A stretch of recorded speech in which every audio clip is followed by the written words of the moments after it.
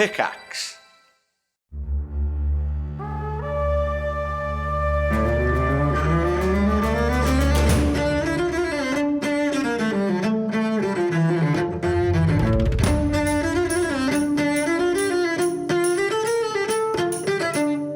Thanks for dropping into the cast party. Join the cast and crew as they are abducted from their Hollywood film set into the crazy world of Dungeons and Dragons. And action!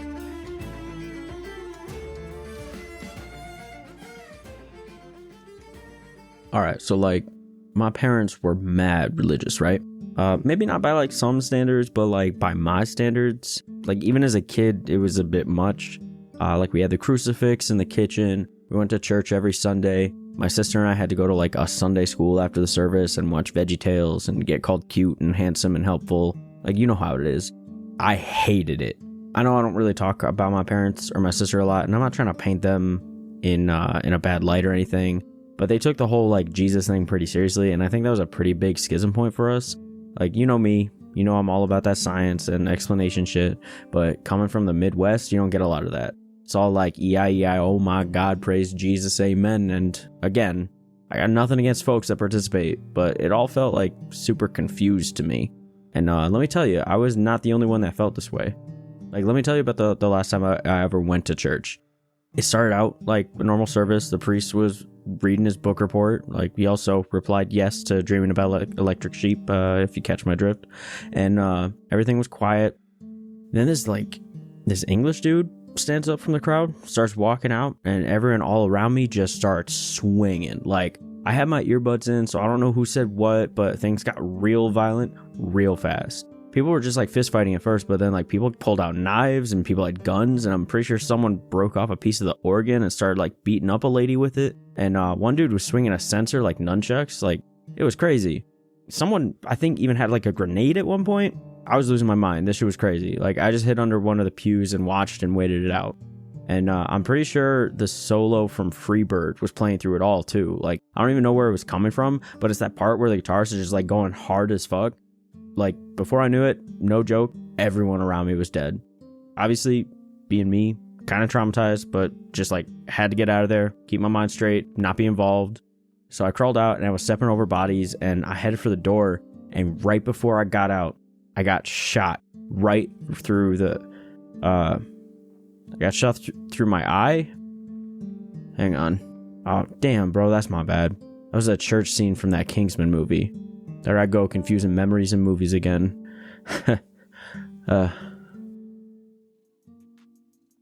It is finally here. Xander's now canon Alien Abduction one-shot. It is exclusive to our patrons for hitting 100 members of the cast and crew. It is available to all tiers for celebrating 100 members of the Patreon, and it was such a blast. Thank you all for supporting the show. Our Patreon is the best way for us to keep bringing you the most high-quality, consistent D&D content that we can, and we appreciate every single one of you. So head on over to patreon.com/castparty to become an official part of our cast and crew. You'll receive so many exclusive goodies like hours upon hours of bonus content, an invite to our community Discord where we host live listening parties and community-run games, as well as entry into our merch giveaway that we do for every single Cast Party episode. Speaking of, this episode's merch giveaway winner is SAR.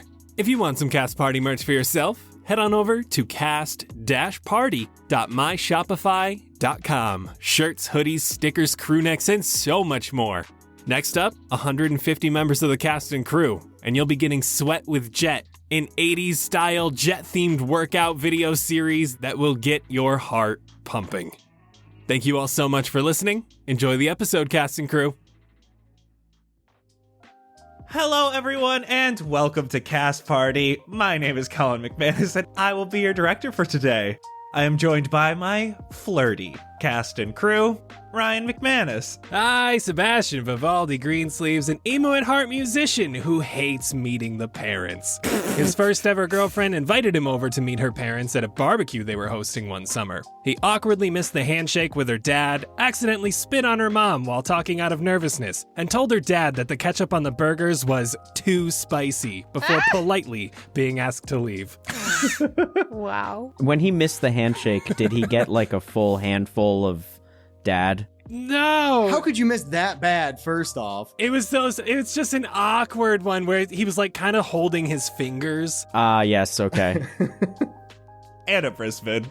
Blueberry Sky, elven druid actress trying to save the world through art, who has never painted her nails any color but clear or translucent pink, just like she's never dyed her hair anything but shades of blonde. Anything else just feels unnatural. Oh. Wow. Strange. I have forgotten that Blueberry's actually blonde. Yeah. And Nigel Deacon. Que pasa, Xander Gucci Supreme, who took an ancestry test back in 2017 that showed that he was somehow a direct descendant of Vlad the Impaler, as in like only one generation off from the inspiration for Dracula himself. The ancestry people couldn't figure out where they went wrong and redid the tests several times, and they were just like absolutely didn't want to tell Xander because how could they mess up so bad? But when they determined that they had done everything correctly and they couldn't redo the tests anymore, they told him. Xander was not surprised. Good Oh my lord. God. That's ominous as hell. Talk about a family tree. Right? It's weird because it was like parent, Vlad, straight down. Like, What? You know, this explains a lot. And Vince Perino. Jett the Boulder Chambers, big burly heartthrob whose love resides with his mom and puppy Princess Pebbles. Speaking of puppies, Pebbles was not, in fact, Jett's first pet. Ooh. Months before, he was at one of those, what are they, where you can like do the goldfish thing and... Like a state fair. A fair? Carnival? Yeah. And he did the thing and got the thing being a fish. Goldfish? Beta fish? It was a little beta fish. It was white with one little dot on the side of it, so he called it Speck. Oh, cute. And he had Speck for a couple months until sadly Speck couldn't poop for a day and he passed away. Poor Speck. just like Elvis. Just like... And on that note, let's talk about what happened last time. You started off speaking with Commander Redstream in the middle of the ravine that heads towards the Evergem. He told you Pojin had been murdered, and they were investigating. After searching you all, he communicated in Sebastian's head asking why you were really there. Sebastian told him you were looking for a friend, that friend being Pojin. He told you all to hide your magic as there is a large magistrate presence around the Evergem, and the Destined have a good relationship with them. He took you all to the Foxhole as he went to get your tent set up for the night. At the Foxhole, you met some orcs, Jett arm wrestled Varg, and you guys took a moment to relax and drink, while Xander met a half-elven woman from the Magistrate. After chatting her up, on her way out, she dropped a note to Xander with her address that said knock 3 times. Enjoying some wine and answering some questions from Chandra, you found out that she was a mage slayer, here to kill any mages hiding by the Evergem. During the conversation, she slowly moved Xander from the kitchen to a study, and finally tried to get him into her bedroom. Xander politely refused her advances as Chandra asked if he would still hang out for a bit. She started talking to him about her weaponry and telling him she had a boomerang dagger that will come back when you throw it. She entered her bedroom to retrieve it as Xander noticed she purposely stepped over the area of the inside of her doorway. Xander snuck by as well before a man came out from invisibility and shoved Xander into the trap, hoisting him up into the air by a magical rope. With help from a bobcat, the rest of you jumped through the window and assisted in taking control of Chandra and her brother. Pinata Xander did some slicing but was unable to get down from the rope snare. Blueberry stole Curtis's mace? Can't remember. Mace. Mall. Mace. It was a mall. Because we made the mall ninja joke. But I typed mace. I don't remember. We'll flip a coin after this.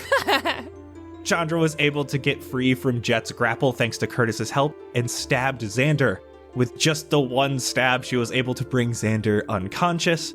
Though, with a timely natural 20 on Xander's first death save, Chandra ran out of the room after Curtis perished.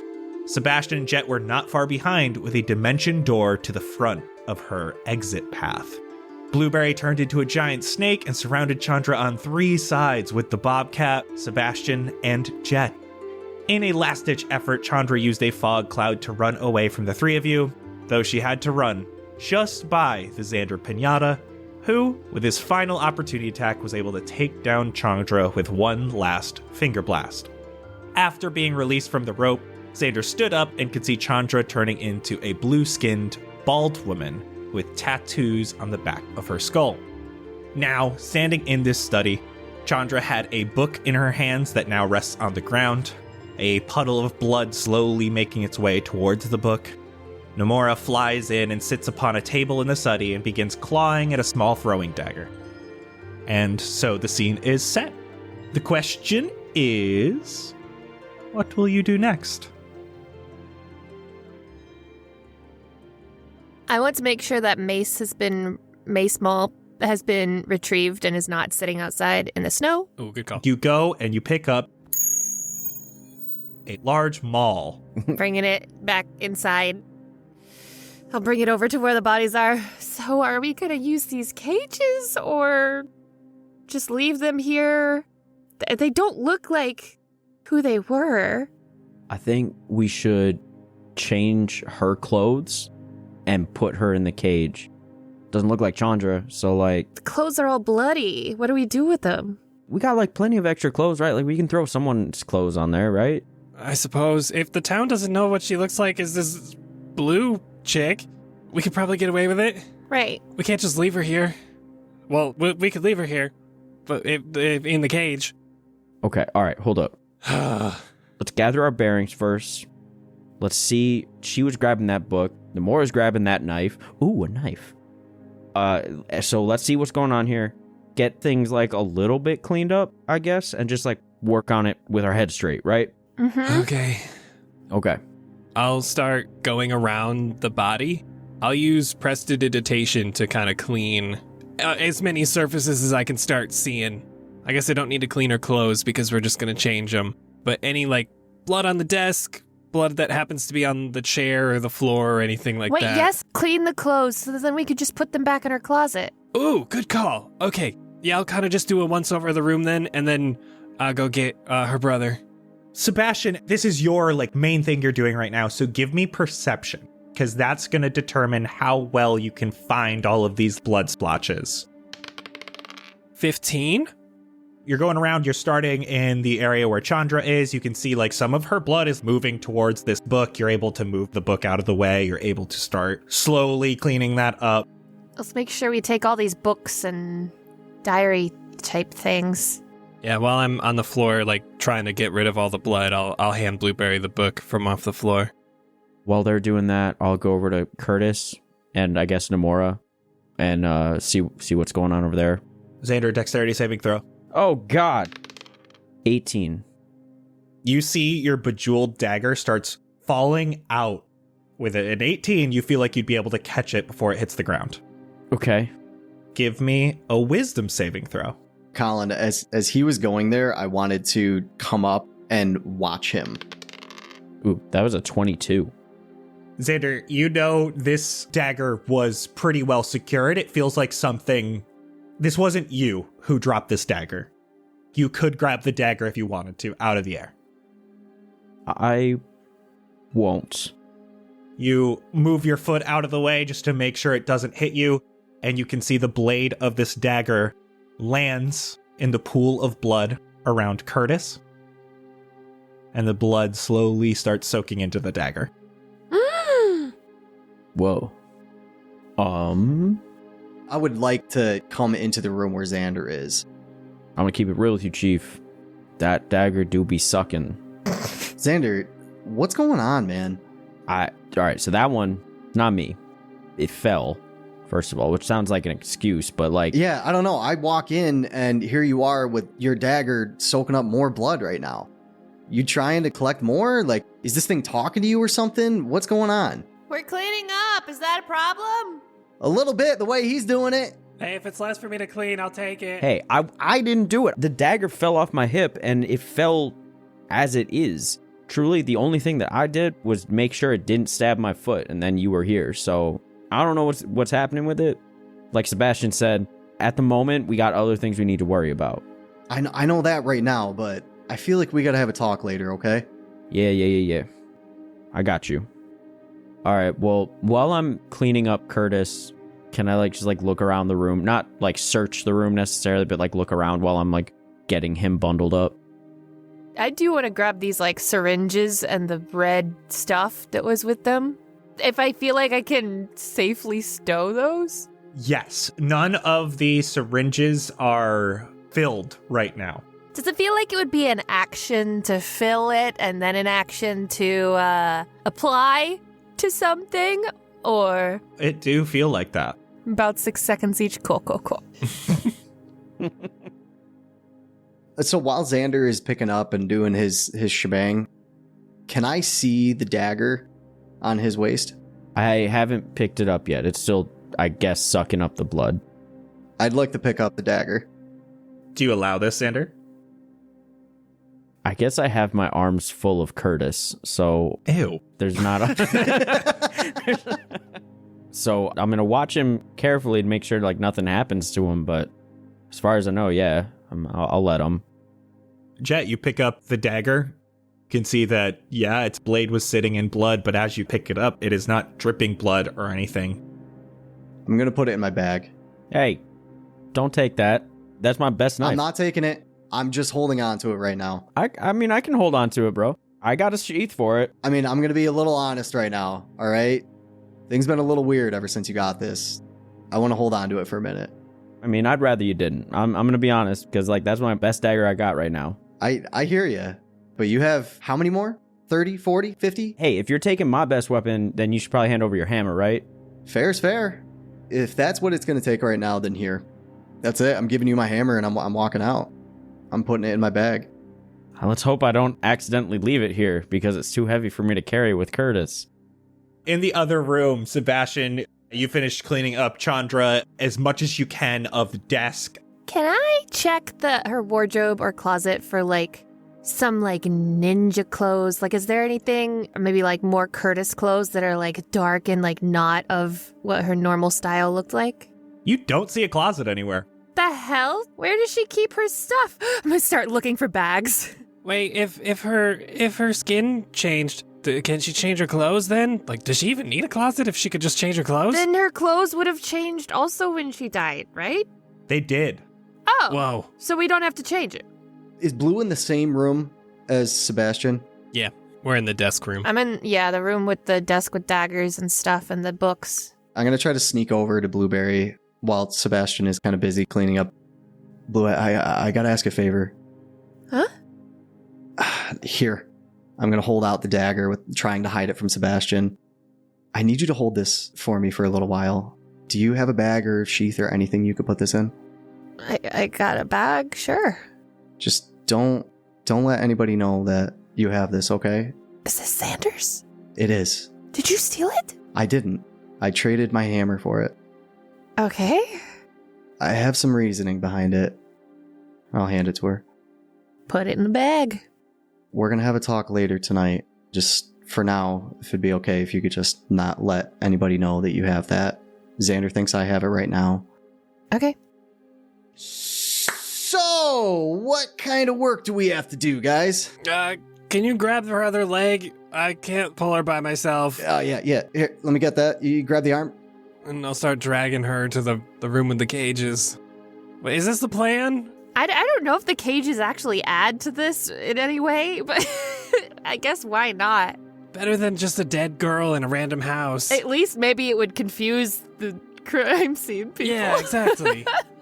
They will think she just keeping these people in cages and then she just pieced somehow for some reason. And then she killed them by, blunt force trauma and other means and then caged them for some reason. Yeah. All right. I mean, it's better than just on the floor, Blueberry. Is it? I don't know, but why not? Go ahead. You guys start dragging. These cages are like 7-foot cubes. Oh, so you could stand up in it. They're more like jail cells, but not quite as large. Easily able to pop it open. There are normal locks here. They have keys in this room. So you're putting Chandra in one and Curtis in the other? Yep. I think so. Should we lock it and then take the keys with us and like ditch the keys somewhere? So it's like she left and took the keys with her? Yeah, we should hide the keys. Yeah, that's a good idea. Oh, fuck it, bucket. Yes! That's perfect. Oh, true. Oh. Wait, can we put the bodies in the fuck it bucket? They No. won't fit. Unless you're trying to chop up these bodies, Jett. I'm not letting you do that. That's fucked up. Jeez, yeah, you coming at me for thinking that I'm brutal, and you're coming at us with like, let's just chop these bodies up and put them Hey. elsewhere onto the planet. Hey. Like, damn. Did I even say that once? Damn. Jett is brutal. He's a monster. Did I even say that once? You guys are putting words in my mouth right now. And you like the taste. Ooh. What? Are you okay? Damn. You get inspiration for that. I like that. Thank you. Xander, Yeah. we need the bucket. I'll come in with the bucket. I want to free throw the keys into the fuck it bucket. Xander, are you going to do the thing where you try to move the bucket into the direction of the trajectory, or are you just holding it still? Only if it's gonna hit me in the face. No, you know what? I would move it. I would move it into the way. Yeah. Sebastian, you can roll with advantage because Xander's helping you. Nice. Acrobatics? Acrobatics. That's just how I'm going to ask if you want acrobatics or athletics. Acrobatics? Acrobatics, yeah. Dirty 20. First one goes in, no problem. Xander doesn't have to move it at all. Swish right in. Goal! Second one, you throw a little bit faster. Xander just kind of moves the bucket really quick. Touchdown! Hell yeah. That was satisfying. That's my boy. Where do you think it went? I hope we already searched their pockets. Oh, also, Nomura is carrying the Warhammer, so I don't have to. It's his weapon now. Wow, Jett, you got to be careful then. Yeah, don't piss off Nomura. Nomura is more like having to fly with it, almost like dragging the head of it on the ground. He'll use it as a perch. Oh, there you go. So you guys are able to put them into the cages, get rid of the keys. Blueberry, you said you wanted to grab some books. The one that Sebastian handed you, the one that Chandra had. The other books on the desk don't look super enticing.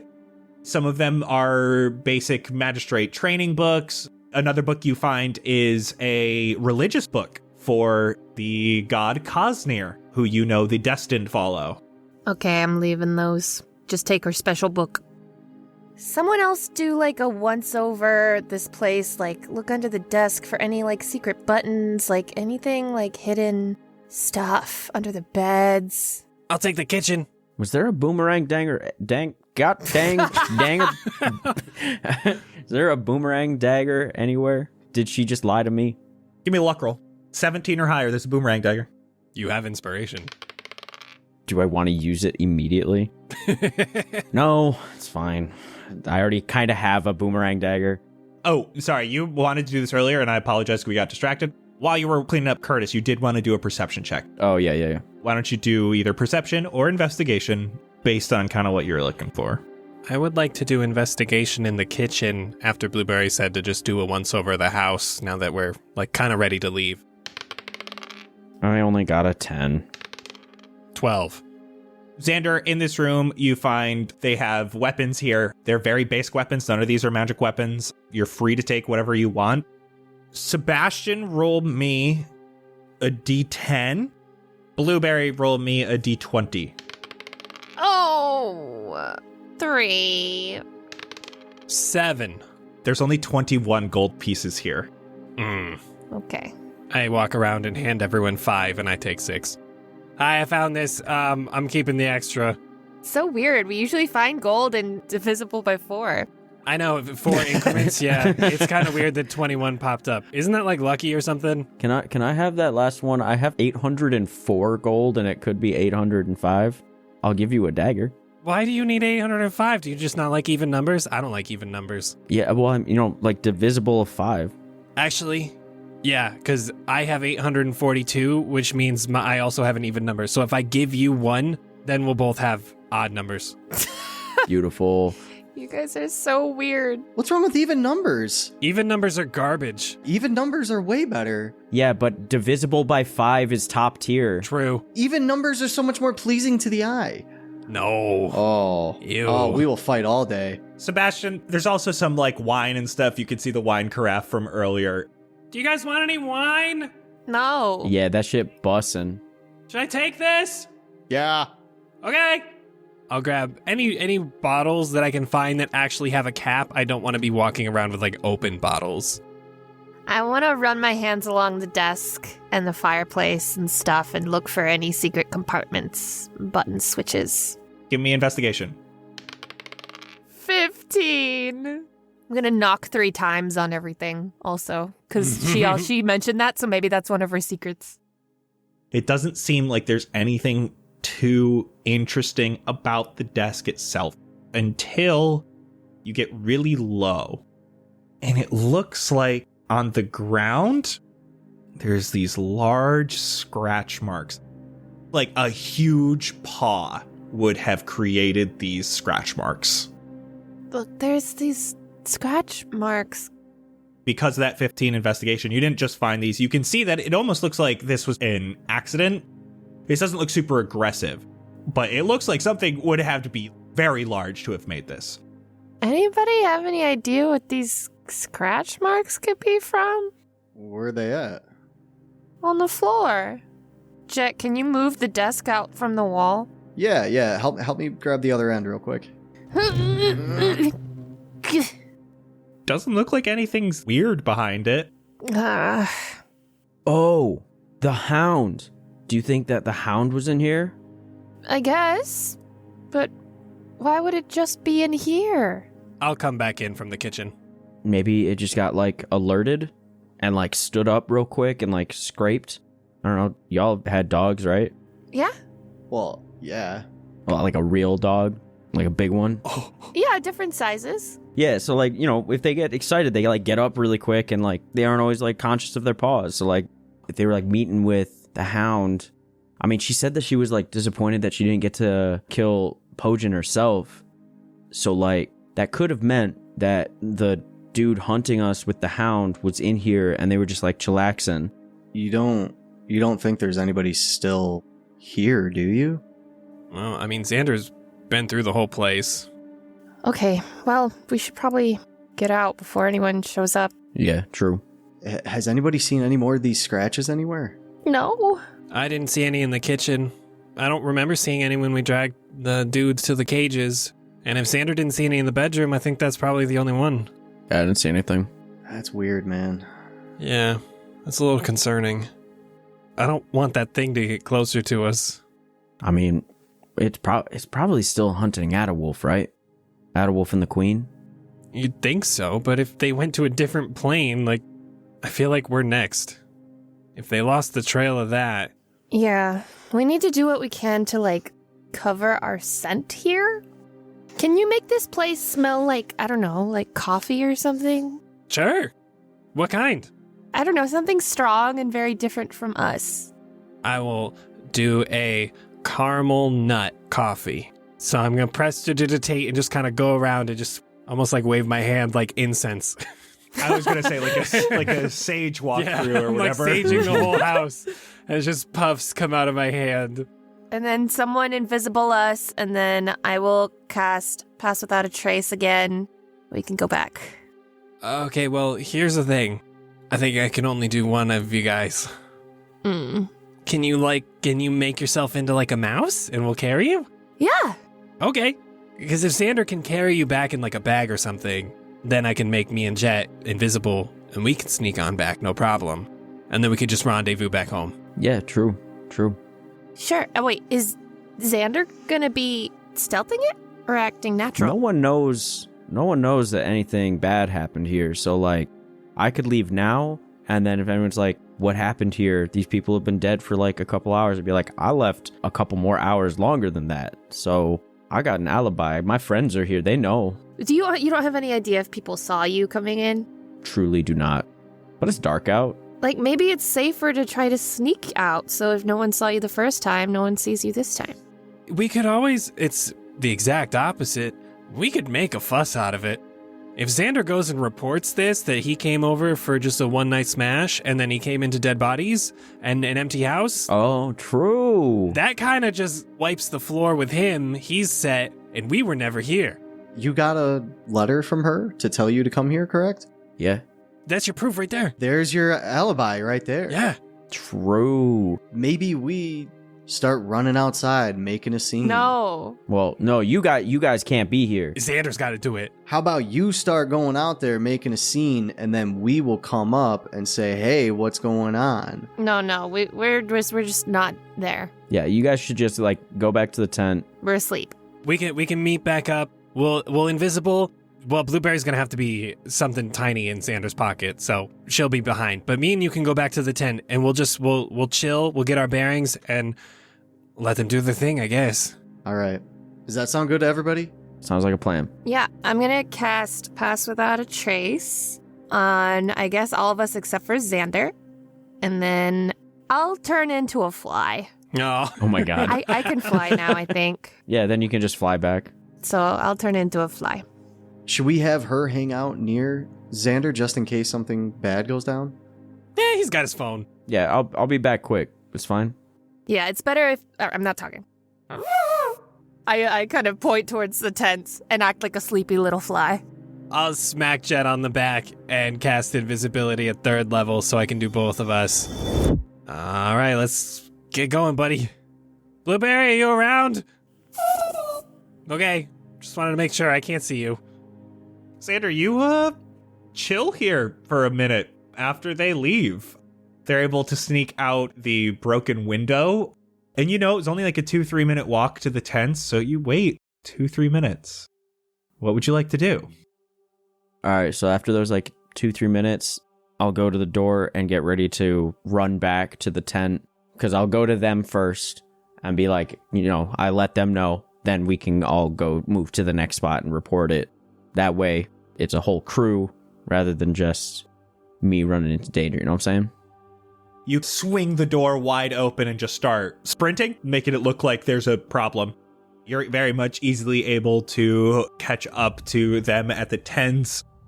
Sebastian and Jett are no longer invisible. Blueberry, you can decide whether you want to be a fly or not. No, I go into sleeping elf mode. Xander bursts in. All right, guys, this is an act. What are you doing? Let's go report the thing. Then I'm not getting caught out Why on didn't something. you just go report it? Oh my god! If I went and reported, then I'd be stuck out there alone, and then this would be another one-man show, and I'm not trying to do that. Come with me. Oh my god, we need to get help! What happened? Oh no! Exactly. Guys, so there was a big You thing. didn't do anything in the plan. What? Yes, I did. This was all a part of the plan. Shut up. Let's go. We'll walk out of the tent and we'll just start going, help! Help! Xander, you're all healed, right? You're not hurt anymore? Oh, I am still so hurt. Oh. Right? Like, I mean, I have like less than half health. I cure wounds you from the ring that I have. Oh. First ring use! Hey! Jett, how are you feeling? I'm all right. All right. You don't got to worry about me. 19 HP. Dope. Thank you so much. How you looking? I'm doing a lot better now. I'm gonna do it again just so you don't look like you've been in a fight. Okay, fair enough. 12. Almost perfect. I'll do it one more time. I do it at 1st level. Okay, 8. We are at perfect. Great. No one else looks like they've been like fighting. They're hurt. Nope, I say as I cast Cure Wounds on myself and Jett at 2nd level.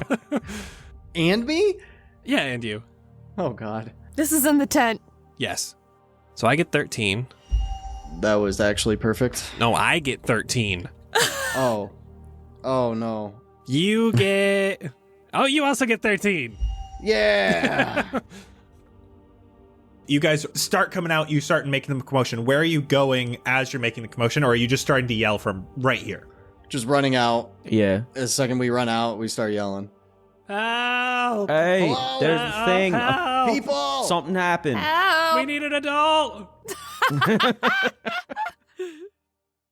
All right, everybody, let's take 5.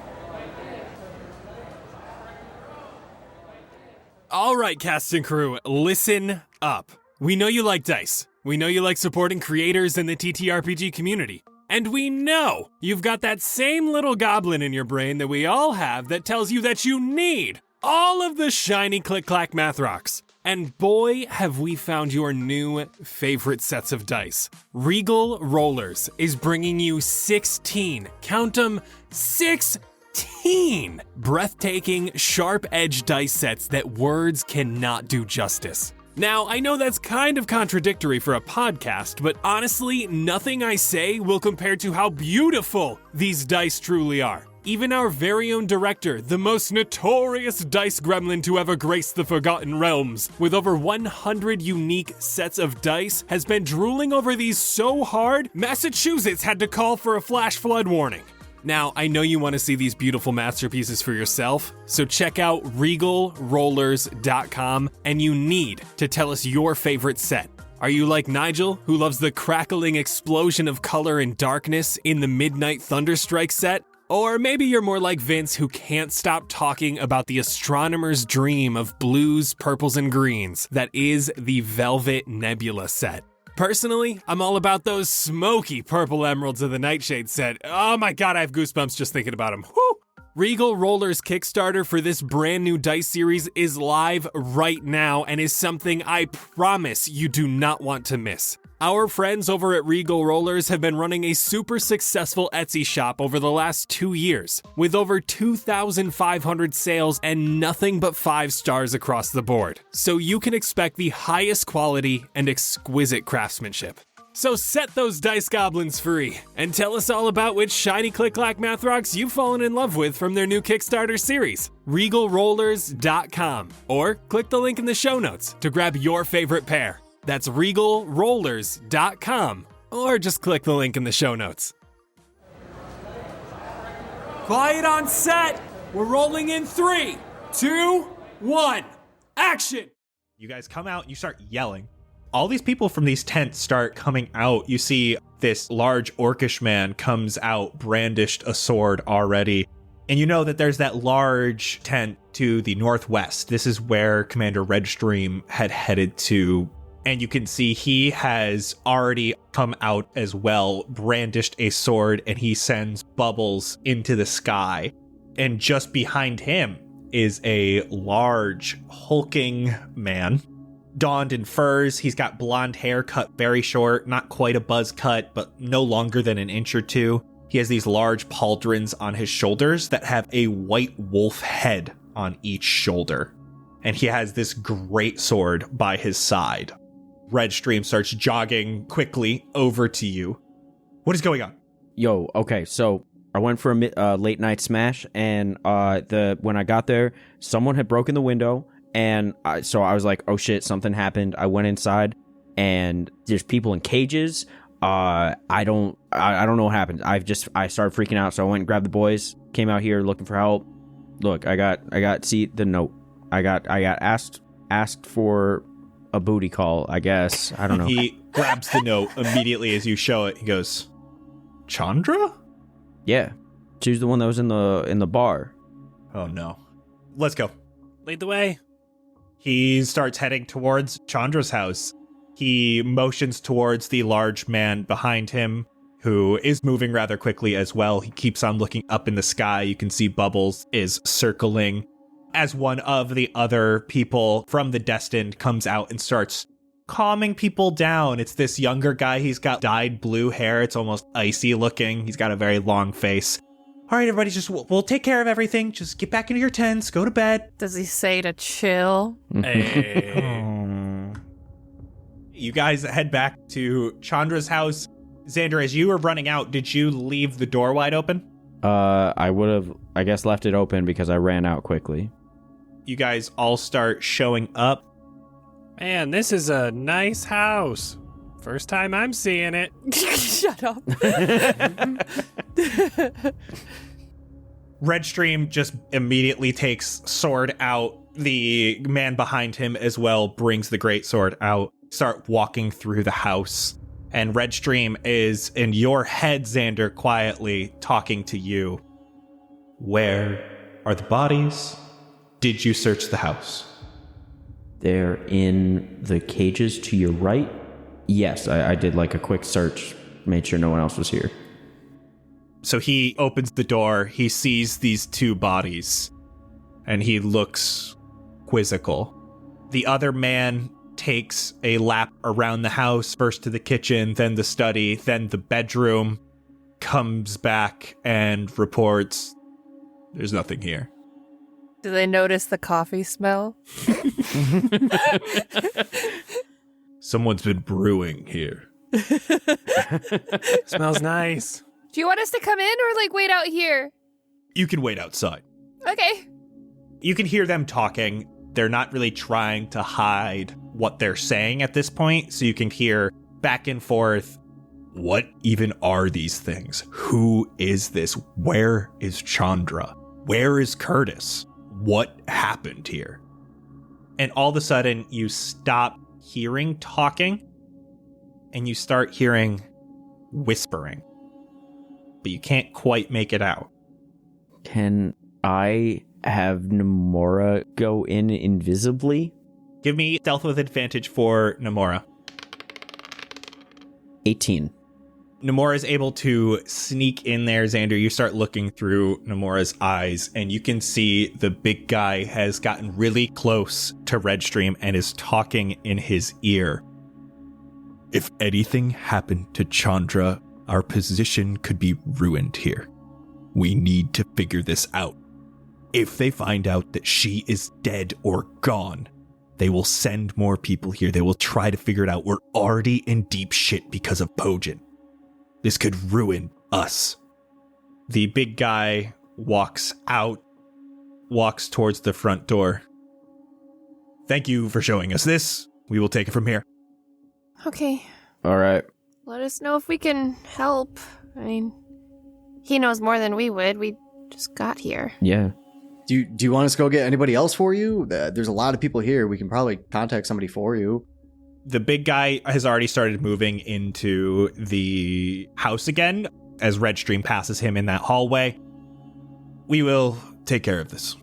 I will send for help. You guys just go to bed for the night. We'll see you at the ceremony, and we can talk about what we said we'd talk about. All right. Thank you. Sweet dreams. You too. As you guys are walking back, you actually hear Redstream behind you. He does round up some of the other people in the tents, and a bunch of people head over to Chandra's house. Go back to tent. Back to the tents.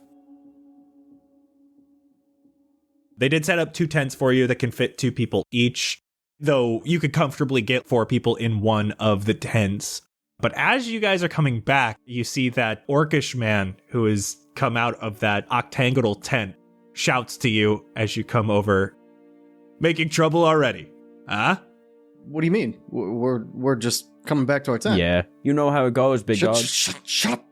Making trouble. I know. All right. Well, if you want to play some games, come find me tomorrow. Can do, big man. What kind of games? Pyramid. Pyramid? Bag's Pyramid. I'm Bag.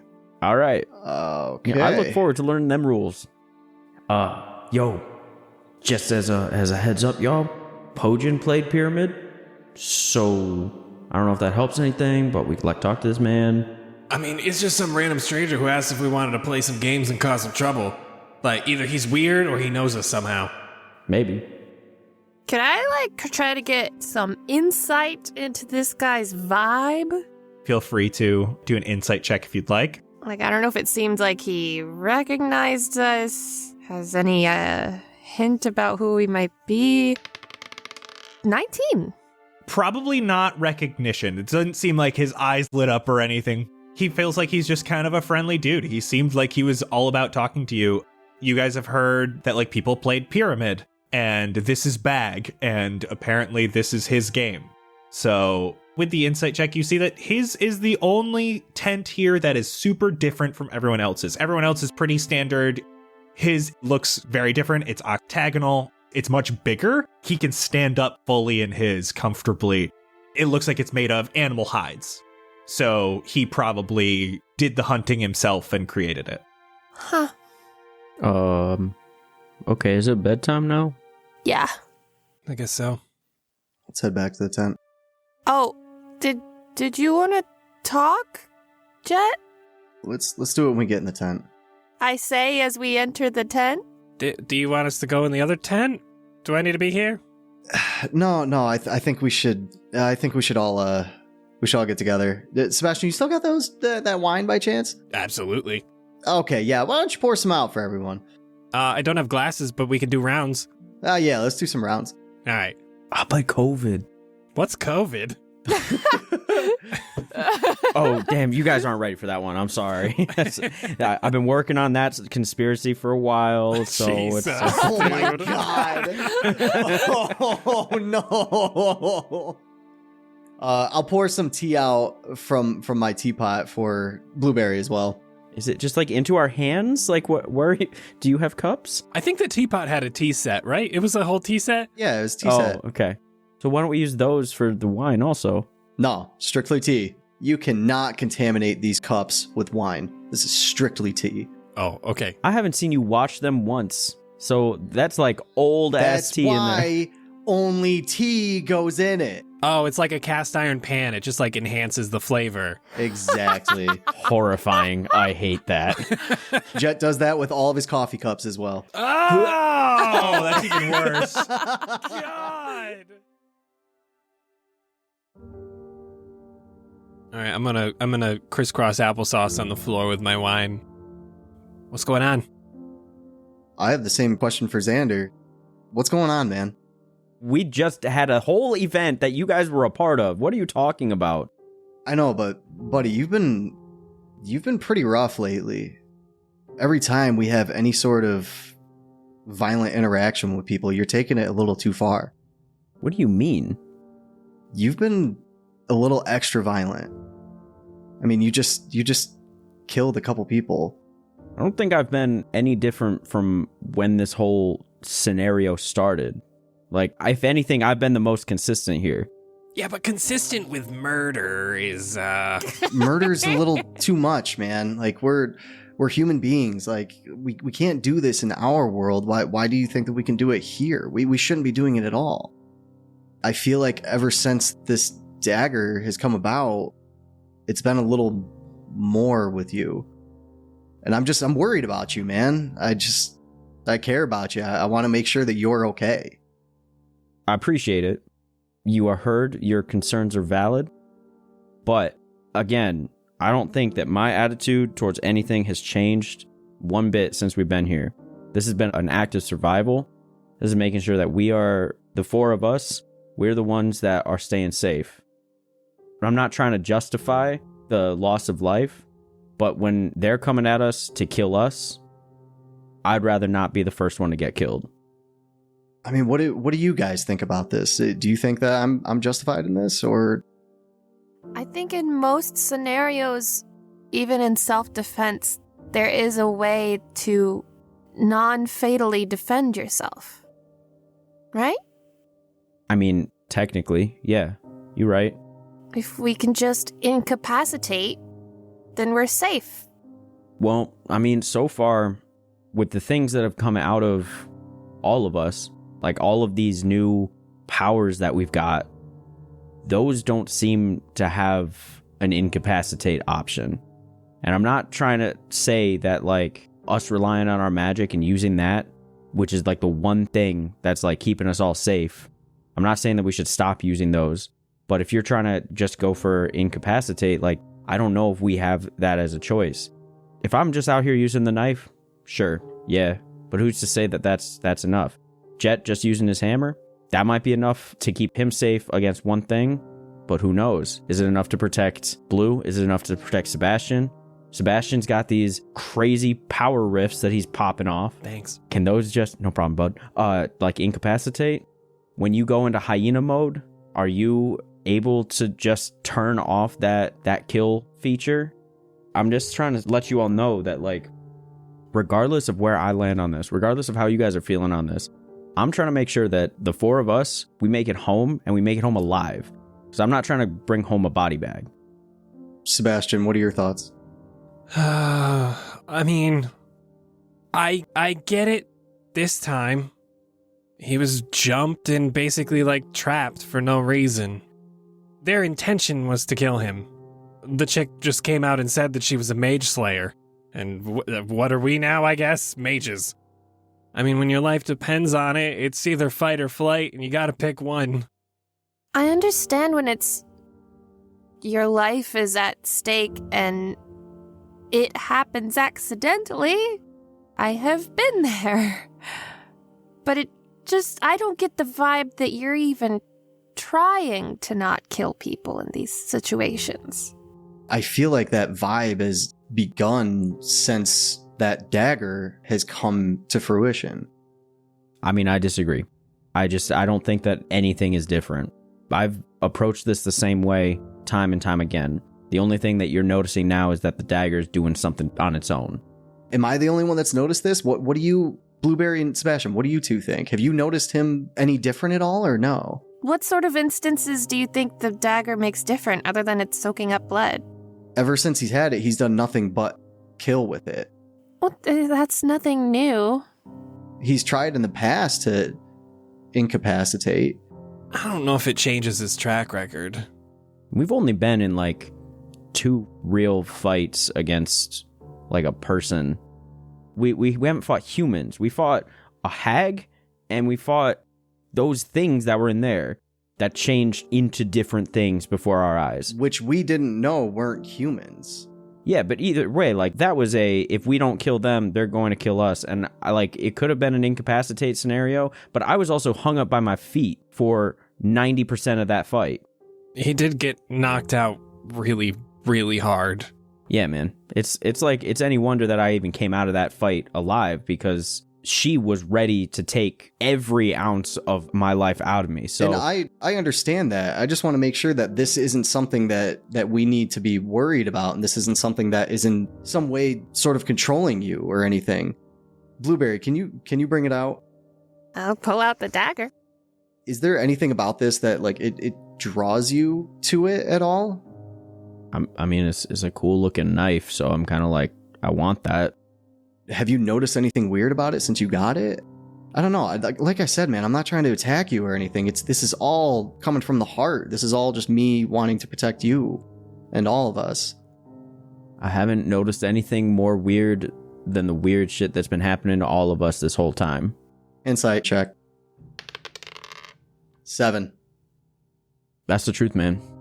There's stuff with my camera that I'm seeing that none of you are seeing.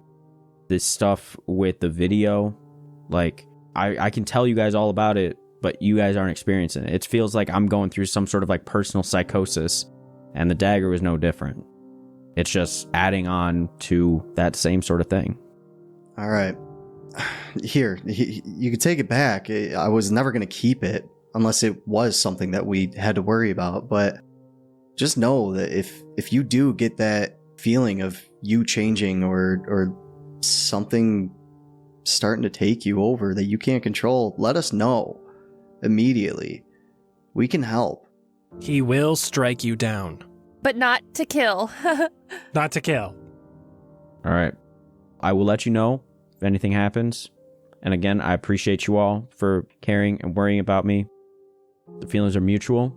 So I care about you guys too, and I don't want anything to happen.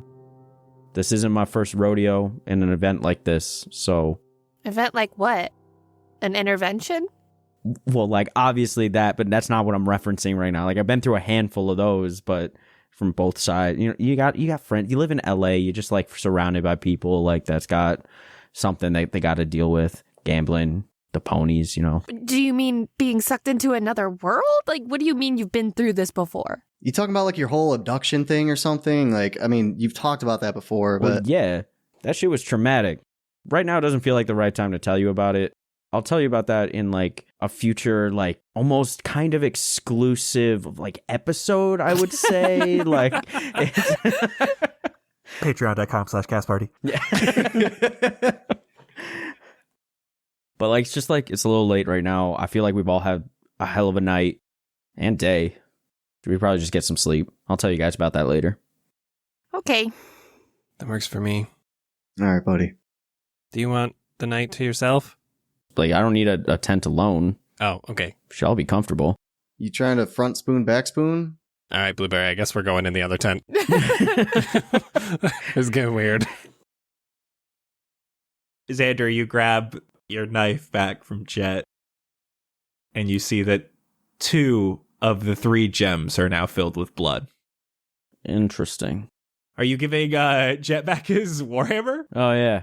Nomura will give that back. And with that, y'all take a long rest. In the morning, it is very frigid here. You guys are basically laying on the ground. Yes, you're near the Evergem, so it is warm, but it is not like summertime camping outside. It is pretty cold. Everyone except Jett. Oh. Xander, did you have a fire in here last night? I'm like sweating, man. I don't even know how to respond to that. Definitely no. It's freaking cold in here, bro. What are you talking? Are you have a fever? I don't know what you're talking about. You see me? I'm dripping sweat. Are you okay? It's like a sauna in here. I gotta go outside. I'm gonna go stretch real quick. Okay. I'm just gonna curl up in my cloaks. I'm going outside. As you curl up in your cloak, Jett leaves the tent, and you feel that there's something in your pocket, Xander. Ah, yes. That's a nat 20, baby. Oh, a big portion of pocket lasagna is there I for literally you. just deleted it from my inventory a moment ago because I was like, oh, I'll never need this. As a reminder to our listeners, this is a single superior healing potion. It heals 8d4 plus 8 HP. Jett, you head outside, you do a nice stretch. Whenever I decide to wake up, if I'm super chilly, I'm gonna... And I've got a really long pea coat just above my knees, kind of all huddled up, and it's got a little scarf around my neck. Jett, you go out. This seems like a weird question. I promise it's not. What are you wearing? Just boxers. Oh. I'm hot. I'm trying to cool down. You go outside, you do a little stretch, and Jett, it's not just the shoulder. It is all the way down to your elbow. It is to your pectoral. It is down to your lower back. All of it feels hard. And as you look at it, it's all white. Blueberry. Huh? I'm probably on the other side of my tent doing some yoga. I don't feel too good. What? Am I having a stroke? I'll run over. What's up? Look at me. What's up? Look at me. You're naked. I mean, not fully. I got clothes on slightly. Let me go put pants on. Hold on. I'll pants him. Oh, thanks, bud. I think he meant the other way. Oh, wait. Oh, no, not that. Pants is a verb to mean both adding pants and taking them away. Why do you think that is? You putting pants on me? Yeah. Jett just runs in the tent and like turtles on his back, and Xander just whoop.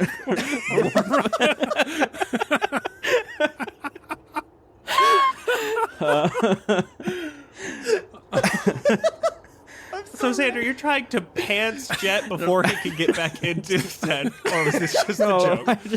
It was just a joke, but now I kind of like the idea of me like assisting with the quick pants on tactic. You slip on those. I think you said you had jeans on underneath. Yeah, wait. Jett goes commando. Oh, wait, that's right. So he thinks he's wearing boxers, but he's just naked. He's just free balling out there in the snow. How did I forget that? Are you okay? I'm holding the pants open and looking away from just go. And I'll run back out. Sorry. What's going on? Am I having a stroke? Look at my arm. Look at my chest. I don't think I can look at an arm and see a stroke. I don't know. It's stiff. It's white. It's discolored. That's not a stroke symptom that I know of. What do I do? I don't know. I'm feel it. And it is rough. It is hard and almost cold to the touch. Whoa, it's like cold and and rough. But I'm so hot. You felt like there were a bunch of little knots in his shoulders before. It feels like that all over the place. Does it feel like skin? Scales? Or like rhino skin? Give me either nature or medicine. Medicine. 13. You can't equate it to any other type of animal.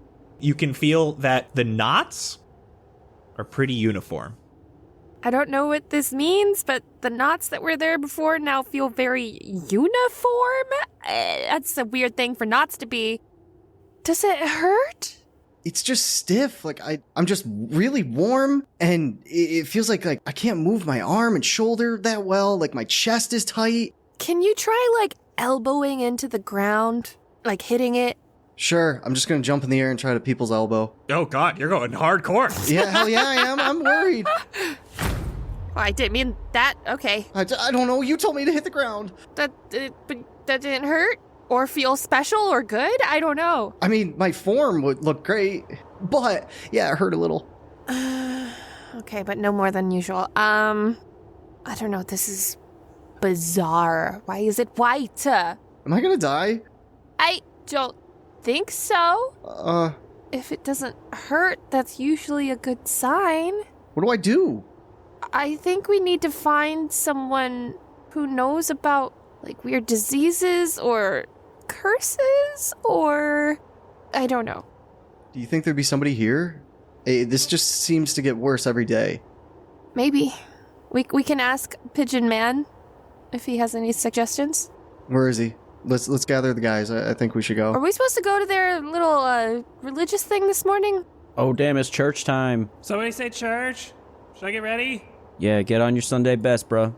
I'll come out of the tent. Jett, what the fuck? We're going to church, man. Do you see me? Yes, you're immaculate. Now get your clothes on. We gotta go to church. I know that, but that's besides the point. Really look at me. I've seen enough of you today, Jett, already. Look, I'll point it out. Come, take a feel. Look at this. Can I poke him with, like, the non-special dagger? Just lightly, not hard, just to see, like, how the skin reacts. At this point, I'll let you do anything to me, as long as we figure out what the hell's going on. What happens when I poke him with a dagger? Lightly. I'm not trying to break skin. Maybe I am, a little. You rest the point of the dagger and give it a little push. It definitely resists more than normal skin. Interesting. I'm gonna just jut my shoulder forward a little bit to cut myself. Xander, roll your dagger damage. Oh, God. 6. Ooh. That dagger still goes right through your pec. He put it right up to your chest, you jut forward, and yeah, like, that still hurts. Oh, damn. I shouldn't have done that. Damn, bro. Does it look okay? I mean, it's bleeding now a little, but, like, otherwise, yeah. It doesn't look any different? I mean, I guess it's a good thing that blood is still getting to it, right? With you being that white, I was worried the circulation was all cut off. Oh, true. Yeah. I gotta find a doctor, guys. I mean, we're going to a church. Why would a doctor be at a church? I don't know. They're holy healy people. Maybe they can give me an exorcism. Yeah. Oh. Let's start this day off right, rather than me stabbing you. All right? All right. Let's continue on. To church. Jett, you go and get dressed. You guys head over to the destined church. Outside of this church, you see that Redstream is here. He's greeting others as they're coming in. He notices you, and he gives you guys a little bit of a wave. Hi. We made it. Did you guys get everything figured out last night? Figured out is a bit of an overstatement, but we are doing our best. Thank you for coming. Of course. This should be a short ceremony today, so we can speak after. He starts walking up to 2 people who are walking towards the church. 2 magistrate members. You can see they have their handkerchiefs. Both of them have them on their bicep currently. And you can hear Redstream greeting them. Thank you so much for coming. If you ever have any questions, you're more than free to ask me or Solik. And allows them inside the church as he comes back to you. All right. You won't need to do anything. Just sit and enjoy. You can see on his necklace, there is a large symbol. It's a large circular necklace, and on it is an X with the shape of a diamond in each of the 4 open areas of the X. This is the symbol of Cosnir. You can see it is also on the front of this church. Let me introduce you to Solik. Okay. Okay. You opened into this church. It is mostly made of stone. It is set up traditional chapel style with these long benches heading up towards the front of an altar. It's not huge. There's not a ton of people here. There's not a ton of stuff here. Still looks like people are settling in. It doesn't look like anything's beginning just yet. But the man you saw last night with those large wolves on either side of his shoulder pads is standing at the front, currently reading from a book. Redstream brings you up. Solik, this is the ones I spoke to you about. Thank you for last night. Do an awkward curtsy. Me too. I hope everything got sorted out, at least like to the best of your guys' ability. Let's not talk too loud. Sorry. We will speak about it after. I'll take a seat. Where are we sitting? Redstream pulls you over and just takes you to one of the front seats. Solik gets up onto this dais. Patrons taking their seats in these long benches. You can see that the 2 magistrate members who walked in do not take seats. They stand at the very back. There will be a short ceremony today after the loss of our dear friend and fellow destined Pojin. Thank you for starting your morning with us. We will begin by reciting the Will of Cosnir. Around you, everyone begins saying words aloud in relative unison. Oh god, this is so awkward. Where we go, what we do, makes us who we are. A drop in a river, a leaf in a forest, the ground to the sky. Wherever our importance lies, we strive to create meaning. We strive for life. Life, a frenzied alliance between then and now. Death, a necessary evil that takes our being. For life is nothing without death, but death is nothing without destiny. Why don't you guys give me perception checks? Yes. Oh, baby. Natural 20. Let's go. Good, I got a 14. I got a 9. And I got an 11. Blueberry, you're feeling a little uncomfortable. Not exactly chanting, but unison talking. You can see that some of the destined here. One guy catches your eye in particular. You can see they're sitting down as they're reciting this. Big eye roll. Take note of who it is. There's another one that's just not even talking, and one of his companions that is next to him nudge him really quickly, and then he begins speaking. And the magistrate members you see are just standing there, kind of watching. They seem to be looking a lot at the people in the benches. Our friend Pojin has left Fendrea forever. His life had meaning, importance, more than we could ever have known. Cosnir made sure of that. His death was chosen. This was how it was supposed to happen. Some say Pojin died an unnatural death. I beg you reassess these thoughts. For through Cosnir, and with destiny, no deaths are unnatural. Thank you for your kindnesses and joining us this morning. Go about your day. Create meaning. And everyone starts standing up to leave. I'm gonna stay seated. Damn, that was a short service. I'm speak into the stone and just say, "You just said murder is a natural cause." You know, I bet there are some insurance companies that feel the same way. Redstream gestures you all to stand up and walks forward to Solik. He gestures you to a door off to the western side that goes behind the dais, and it looks like a small office that Solik brings you into. You guys enter, and Redstream closes the door. He does not join you. He has a small mug. He takes his amulet off. He puts it on the table. He grabs his mug, puts the mug onto the amulet, and you hear it click.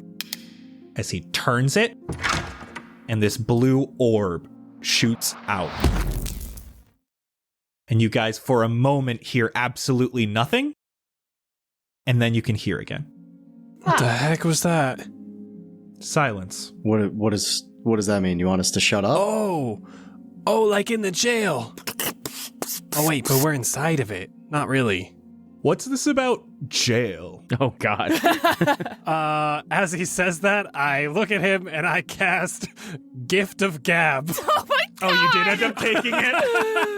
What the hell is that? Oh my god.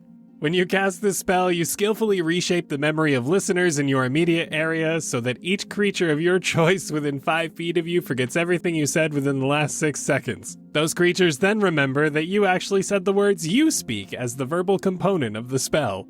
Okay, what do you say instead? Oh man, silence, just like how we had back home, after my shows. Wow, cool. Does that just happen, or do you have to? Does he save? Oh, that's good. It's a reaction, and it just happens. Tell me there's not a better Sebastian spell, though. Yeah. Oh, yeah, that's perfect. That's huge. That is huge. That's the first time I've been able to use it. Is it a spell or a cantrip? It's a spell. It's a 2nd level spell. 2nd level. Wow. Solik starts eyeing you all. You show up the day Pojin was murdered, asking about him. No one has asked about him in a very long time. No one should know he's here. You had something to do with his murder. No. No, Okay. if we had something to do with this Today, murder, why on It's earth far from it. That's man. a wrap. You can't do No, that. no. Colin, you bitch.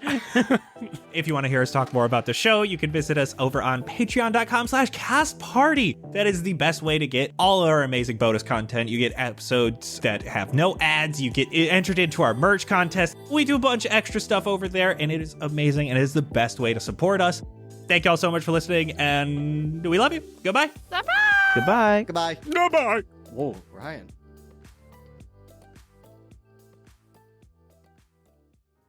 Please, can you just help me move this bench? Saint Elove had an accident at last week's ceremony, and we can't have it stained like this. Eric 5 would never let that happen for Pojin's remembrance. Do you remember when Ebab Flo forgot to change out the candles for the rising of the war-torn knight?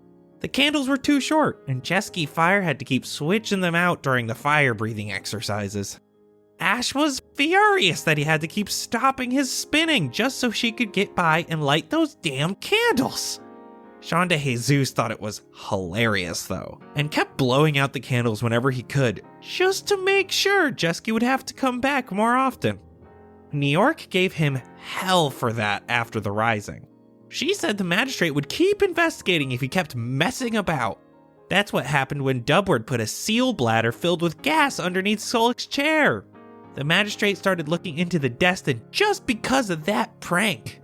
Luckily, Lord Asselberg was able to calm them down and make them believe it was just Jeff the milkman playing about. Ever since, Jeff has had to pretend he's only 10. He's 38. Isawick is his younger brother, but has to pretend to be his dad. Absolutely hilarious if you see them together. Oh crap, this bench has a stain too. What are these people doing in here? Maybe we should ask Lady Lorax for help. She might have finished sewing those bench covers and we could just sweep it under the rug. Last thing we need to do is just reserve a spot for Lexi up front. She asked me to make sure she got a close spot so she can keep a good eye on Sulik. If you know what I mean. Well, I actually don't, but she said that, and I think it was supposed to be Trixie. But yeah, right there's a perfect spot for her.